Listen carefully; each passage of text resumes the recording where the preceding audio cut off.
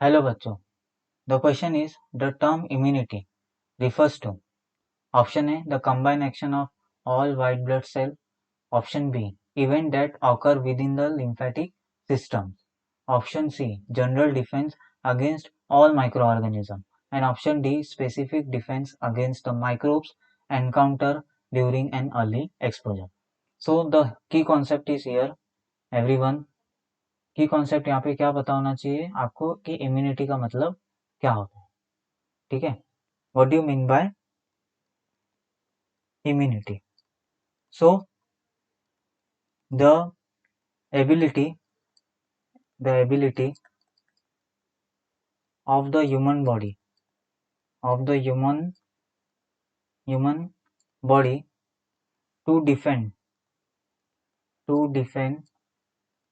itself from disease causing organism और pathogen.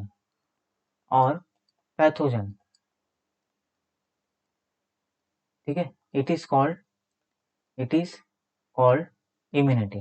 ठीक है, सो इम्यूनिटी का मतलब क्या, हमारे बॉडी इतनी कैपेबल है कि वो डिफेंस अपने आप को कर सकती है from the disease causing organism. क्यों? क्योंकि हमारे बॉडी में कैसा है, एक वेल डेवलप इम्यून सिस्टम है. क्या है? एक वेल डेवलप इम्यून सिस्टम है जो जिनमें बहुत सारे सेल्स प्रेजेंट होते हैं, न्यूट्रोफिल, मैक्रोफाज, ठीक है, बेसोफिल, इसिनोफिल्स. ये सब इतने वेल डेवलप सेल्स है कि ये अपने इम्यून रिस्पॉन्स से उन डिसीज कॉजिंग ऑर्गेनिजम्स को किल कर सकते हैं. ठीक है, इसलिए हमारा बॉडी कैपेबल है. अब अभी हमारे इम्यून सिस्टम में दो टाइप के रिस्पॉन्स है जो प्रोड्यूस होते हैं. नॉर्मली दो टाइप के जो इम्यूनिटी है वो प्रेजेंट होते हैं. सबसे पहले है इनेट इम्यूनिटी या इम्यूनिटी प्रेजेंट फ्रॉम बर्थ. जो इम्यूनिटी आपको नेचुरली बर्थ से आपके अंदर प्रेजेंट है उसे इनेट इम्यूनिटी बोलते हैं. और दूसरा होता है आपका एक्वायर इम्यूनिटी. ठीक है, फाइन. एक्वायर इम्यूनिटी का मतलब होता है जो नॉर्मली एक्सपोजर से मिलता है, अर्ली एक्सपोजर जो होता है माइक्रोब्स के, फाइन, डिसीज कॉजिंग माइक्रोब्स, उनसे जो आपको इम्यूनिटी मिलता है उसे एक्वायर इम्यूनिटी बोलते हैं. अभी इनेट इम्यूनिटी की मैं बात करूं तो इनेट इम्यूनिटी में बहुत सारे ऐसे फिजिकल बैरियर्स होते हैं, लाइक योर फिजिकल बैरियर जिसका एग्जांपल है स्किन. देन आपके फिजियोलॉजिकल बैरियर जिसका एग्जांपल अगर लूँ तो मैं टीयर्स, सलाइवा. देन अगर और एक बात करूँ मैं, ठीक है, तो सेलुलर बैरियर. ठीक है, सेलुलर बैरियर. ठीक है, fine. And last your cytokine barrier जिसमें वायरस इन्फेक्टेड सेल्स आपके इंटरफेरॉन क्या करते हैं, रिलीज करते हैं. तो ये कुछ इनेट इम्यूनिटी के बैरियर्स होते हैं. एक्वायर इम्यूनिटी में अगर बात करूँ तो एक्वायर इम्यूनिटी में बी सेल और टी सेल इन्वॉल्व होते हैं. बी सेल और टी सेल्स जो सेल मीडिएटेड और इमोरियल मीडिएटेड मतलब एंटीबॉडी मीडिएटेड इम्यून रिस्पॉन्स के लिए रिस्पॉन्स करते हैं. ठीक है, अभी हमें क्वेश्चन में क्या पूछा है, the term immunity refers to. So option है the combine action of all the white blood cell. नहीं, सिर्फ व्हाइट ब्लड सेल ही रिस्पॉन्स में इन्वॉल्व नहीं होता है. इम्यून रिस्पॉन्स में आपके फिजियोलॉजिकल बैरियर भी इन्वॉल्व होते हैं.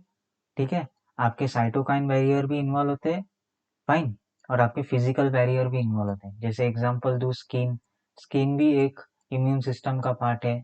टीयर्स जो फिजियोलॉजिकल बैरियर का एग्जांपल है, उसमें लाइसोजाइम होता है, वो भी आपका एक एग्जांपल है इम्यून सिस्टम का. इम्यून सेल है वो भी एक टाइप का, फाइन. देन साइटोकाइन बैरियर जैसे interferon, virus infected cell interferon release करता है जिससे हमारा इम्यून जो सिस्टम होता है वो क्या करता है और उसको क्या करता है, एक्सेलरेट करता है. हमारे इम्यून रिस्पॉन्स को क्या करता है, एक्सेलरेट करता है जब आपके इंटरफेरॉन रिलीज होते हैं. कब? जब वायरस से वो इन्फेक्टेड है. ठीक है, तो ये ऑप्शन आपका नहीं हो सकता. Second, event that occur within the lymphatic system, see lymphatic system के अंदर आपका मैचुरेशन भी होता है। मैचुरेशन होता है किसका? इम्यून सेल का, इम्यून सेल्स के, क्योंकि इनमें क्या होते हैं आपके लिम्फॉइड ऑर्गन प्रेजेंट होते हैं। क्या प्रेजेंट होते हैं आपके? लिम्फॉइड ऑर्गन, जैसे थाइमस, ओके, थाइमस हो गया, बोन मैरो हो गया, primary lymphoid organ, secondary lymphoid organ आपके टॉन्सिल, स्प्लीन, ठीक है, लिम्फ नोड। यहाँ पे मैचुरेशन होता है ताकि आपके इम्यून सेल्स आइडेंटिफाई कर सके कि कौन सा सेल्फ और कौन सा नॉन सेल्फ एंटीजन है और कैसे हमें इम्यून रिस्पॉन्स प्रोड्यूस करना है, क्या पाथवे है। तो वो पूरा कहाँ पे ट्रेनिंग मिलता है इन्हें? लिम्फेटिक सिस्टम में। तो ये भी नहीं हो सकता। Generally defence against all microbes, all microorganism, no. सब microorganism disease causing organism नहीं होते। जैसे बैक्टीरिया, वायरस, इनमें भी जितने भी बैक्टीरिया है वो सब आपके ये नहीं है, डिसीज कॉजिंग ऑर्गेनिज्म नहीं। कुछ ऐसे बैक्टीरिया या वायरस है जो एक्चुअली में आपके बॉडी के लिए हार्म करते हैं, आपके बॉडी को हार्म करते हैं। तो ये ऑप्शन भी नहीं है। तो ऑप्शन डी देखते हैं, specific defence against the microbes encounter during an early exposure.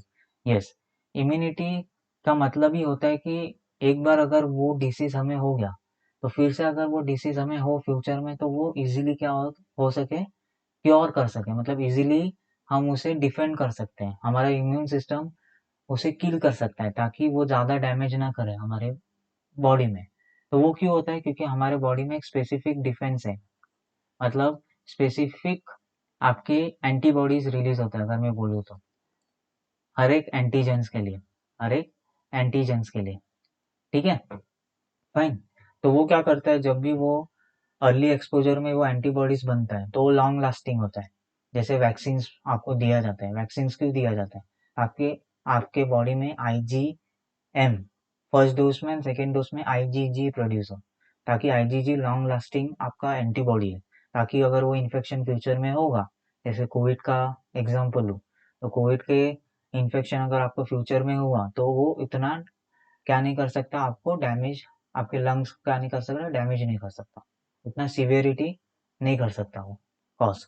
तो your D is your right option. So I hope you will understood this concept.